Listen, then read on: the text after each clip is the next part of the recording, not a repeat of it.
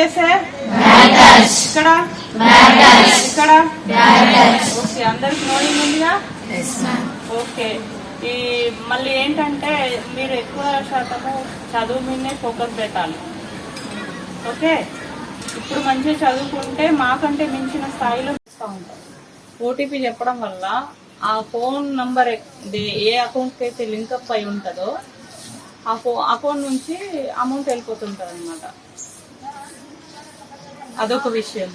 మళ్ళీ ఫోన్లో ఆడపిల్లలు చాలా మటుకు డీపీలు పెట్టుకుంటారు, ప్రొఫైల్ పిక్చర్, వాట్సాప్ కానీ ఇన్స్టాగ్రామ్ కానీ డీపీస్ పెట్టుకోకూడదు. డీపీ పెట్టుకోవడం వల్ల నష్టం ఏంటంటే ఆ ఆడపిల్లల ఫోటోలు ట్రాప్ చేసి వేరే వాళ్ళు సైబర్ నేరగాళ్ళు తీసుకొని బట్టలు లేకుండా చూపించడము, ఆ ఫోటోలను మీ పేరెంట్స్గా ఇంకెవరికో చూపిస్తున్నాను బెదిరించి మీ నుంచి డబ్బులు ఆగడము, ఇలాంటివన్నీ చేస్తుంటారు అన్నమాట. సో మీరు ఆడపిల్లలు జాగ్రత్తగా ఉండాలి కాబట్టి డీపీలు అలాంటివి పెట్టుకోవద్దు.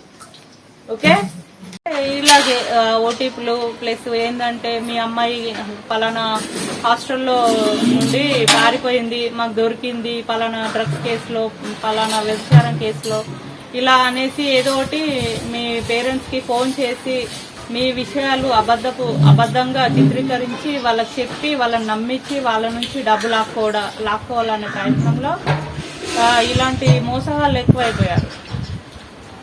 సో మీ పేరెంట్స్కి మీరు వివరించి చెప్పాలి, ఇట్లాంటివి ఏవి నమ్మొద్దు, మా నుండి మేము మాట్లాడితేనే మీరు నమ్మాలి, చెప్పాలి, ఏంటి నిజం అనేది తెలుసుకోవాలి, తెలుసుకోకుండా ఎవరంటే వాళ్ళకి డబ్బులు వేసేయొద్దు అనేసి మీరు వివరించి చెప్పాలి.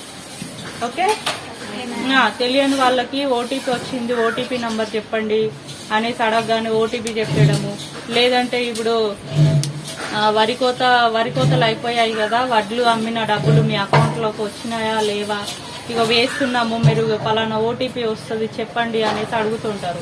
పాపం వాళ్ళకి మీ పేరెంట్స్కి కొందరికి తెలియని వాళ్ళు నిజమే, అయ్యో నాకు వడ్ల పైసలు రాలేవు కదా మరి వేస్తున్నా. పోలీస్ వాళ్ళమే, మేము ఎక్కడి నుండి వచ్చామో మీకు తెలుసా? సిరికొండ పోలీస్ స్టేషన్లో పనిచేస్తాం మేము నలుగురము, ఇంకోసారి కూడా అక్కడే పనిచేస్తారు. మేము మీ గురించి వచ్చాం. మీకు గుడ్ టచ్ బ్యాడ్ టచ్ అసలు తెలుసా తెలీదా? ఓకే, సైబర్ నేరాలు ఎలా జరుగుతాయో తెలుసా? ఆన్లైన్ మోసాలు అంటారు. ఓటీపీ చెప్ప